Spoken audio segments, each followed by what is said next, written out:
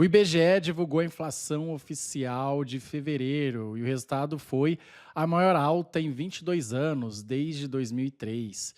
E aí tem muita gente especulando, então eu vou falar aqui qual foi o resultado detalhado dessa inflação, porque tem muita gente do governo ou até da assessoria de imprensa do governo, vulgo alguns jornalistas, dizendo que a inflação não foi tão ruim, que ela já estava precificada. O que explica essa subida aí na inflação? Pois é, Ana, já se esperava isso mesmo, ficou dentro do esperado. Já tinha falado que seria uma Exato. inflação mais alta. Então aqui eu vou te colocar nos detalhes o porquê dessa alta, se foi ruim, se foi boa, se já era esperada ou não. O resultado foi o seguinte, né? Alta de 1,31% em fevereiro, né? Depois de ter sido uma alta relativamente baixa em janeiro de 0,16%. Então foi isso que aconteceu com a inflação em fevereiro. Teve uma alta de 5,06%. Lembrando que a meta de inflação do governo é 3%, com uma alta de 1,5% para cima ou uma queda de 1,5% para baixo. Ou seja, o centro da meta é 3%, mas a inflação pode variar entre 4,5% e 1,5%, que estaria considerando sendo dentro da meta. E o que aconteceu, né? Eu avisei, teve um vídeo meu anterior em que eu falei que essa inflação estava mascarada. Por quê? O que acontece? Em janeiro, o governo federal utilizou um negócio que se chama bônus de Itaipu, ou seja, ele tinha um dinheiro no caixa ali da usina binacional de Itaipu, entre Brasil e Paraguai, e aí ele usou esse caixa para dar um desconto na conta de luz das pessoas. E daí o aumento da conta de luz não houve, na verdade, houve uma queda na conta de luz por causa desse bônus de Itaipu. E aí muitos comemoraram a inflação, né? Olha só, alta só de 0,16%, o Brasil no caminho e agora vai decolar. E aí eu falei, olha, infelizmente eu queria acreditar, né? Porque eu sou brasileiro, eu queria acreditar que isso fosse verdade. A questão é que esse bônus vai acabar. Ele foi usado todo em janeiro. E aí, em fevereiro, a gente vai ver a alta verdadeira. Eu até calculei lá, né? Fiz um vídeo que calculo, dizendo que a inflação de 0,16, na verdade, se não tivesse tido esse bônus, seria muito maior aí o valor da inflação, ia ultrapassar mais de 0,5% ali no mês. Dá uma olhada nesse vídeo. Se a energia, nesse segundo cenário, tivesse subido 5,99%, como era esperado, ao invés dessa queda artificial de 14,21%, a inflação de janeiro teria sido então 0,94% e não 0,16%. E o IPCA acumulado saltaria de 4,56%, que foi o que o IBGE e o governo falou, para 5,34%. E aí agora acabou o bônus. Então, alta de 1,31%. E quais foram os itens que mais puxaram essa alta? Bom, o primeiro deles foi a habitação. Dá uma olhada aí, alta de 4,44%, né, junto com educação, em que você teve uma alta de 4,7%. É natural no início do ano você ter essa alta maior em, como eu falei, educação, transporte e habitação, porque é onde são feitos os maiores reajustes. Mas a verdade é essa, a inflação já está fora da meta do governo, que vai de 1,5% a 4,5%, então já está fora da meta. E daí, o que acontece? Uma coisa interessante de analisar é o chamado núcleo de inflação. Por quê? Porque a inflação, ela, pela definição dos livros de macroeconomia, ela é o aumento generalizado dos preços ao longo do tempo, né? Então, generalizado quer dizer que, por exemplo, vamos supor que tenha tido uma geada, por exemplo, aí o preço do tomate dispare, o preço da laranja dispare.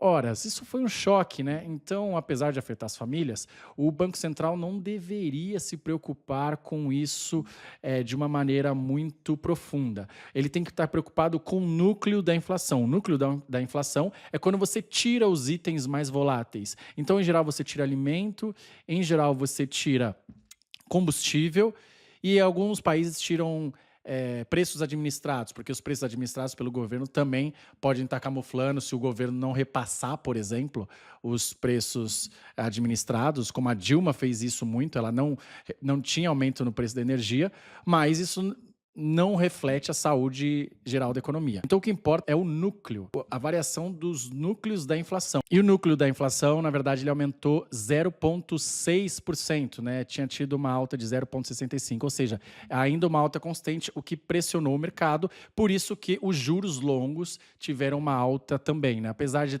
essa inflação estar minimamente precificada pelo mercado, teve uma alta aí nos juros longos, né? Ou seja, o mercado precificando que vai ter uma alta de juros aí, pelo menos no longo prazo, para compensar essa inflação persistente. Então vamos lembrar, a taxa de juros ela está em 13,25%. Já é um valor bastante alto, né? Aí já bem consistente nos 2 dígitos. E o que acontece é qual a expectativa do mercado para terminar a taxa de juros desse ano é 15%. Então, nós estamos em 13,25%. O mercado espera que você vai ter um aumento até o final do ano para 15%, justamente por uma inflação persistente, porque o Banco Central ele precisa bater a meta da inflação, porque se não bater a meta da inflação, o presidente tem que escrever uma cartinha se justificando para o ministro da Fazenda, no caso do Gallipoli, vai ter que escrever uma cartinha dizendo por que ele não cumpriu essa meta e, obviamente, além da cartinha, porque é tudo um jogo de comadres, o que acontece é que você vai ter, o mercado vai começar a perder a confiança na credibilidade do Banco Central. Então, a partir do momento que o Banco Central não consegue cumprir a meta, os agentes passam a não confiar mais na autoridade monetária como alguém capaz de cumprir a meta de inflação. Por isso que a credibilidade do Banco Central é muito importante. É como se fosse um pai que diz que vai brigar com o filho caso ele faça alguma besteira, e daí se o filho faz alguma besteira, o pai não faz nada, o filho começa a se comportar de uma maneira muito pior. Então, quando o Banco Central tem credibilidade, os movimentos da taxa de juros podem ser bem menores, justamente porque ele sabe que a autoridade monetária vai aumentar os juros se for necessário, né? Então, um pai, quando tem um filho e ele fala, olha, se você não se comportar, eu vou te colocar de castigo, fazer alguma coisa, só de ele falar alguma coisa, se ele tem credibilidade, ele já não precisa nem tomar atitude nenhuma. Quando você não tem credibilidade, você precisa de choques muito maiores para poder conseguir aquilo que você está dizendo, certo? Então, nós estamos com juros em 13,25%, e aí a expectativa é de 15%. E daí isso vai por água abaixo uma narrativa do governo, né? Que o governo diz, olha, a inflação está em queda, a inflação está baixa, é um absurdo esse Banco Central não reduzir a taxa de juros. Pois é, a inflação já está fora da meta.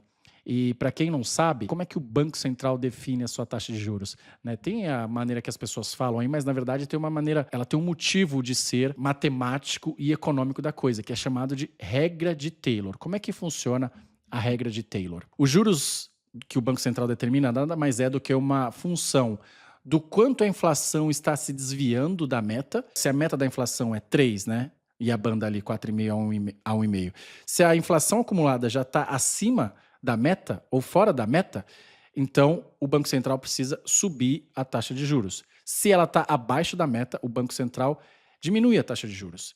E também ele é uma função do que a gente chama de ato do produto, que é o quanto a economia do Brasil está aquecida em relação ao PIB potencial, que seria o PIB que não pressiona a inflação. Então, se o PIB está muito aquecido, o Banco Central também precisa aumentar a taxa de juros para trazer a inflação para a meta se ela está fora da meta. E se a economia está desaquecida, o Banco Central, na verdade, reduz a taxa de juros para levar a inflação para a meta. Essa é a chamada regra de Taylor, que no fundo é o que muitos economistas dizem, até alguns comentaristas de economia dizem, que é o que o banco deve fazer, mas ela tem esses comentários, eles são ancorados nessa chamada regra de Taylor. É verdade que nem sempre o Banco Central segue exclusivamente a regra de Taylor. Há outras coisas aí, como, por exemplo, o impacto do câmbio. Então, se o câmbio está muito elevado e o Banco Central reduz os juros, isso pode fazer com que investidores saiam daqui e daí você aumente ainda mais os juros, porque você tem capital saindo, e se aumenta mais o câmbio, você vai pressionar a inflação. Então é isso que acontece na chamada regra de Taylor, né?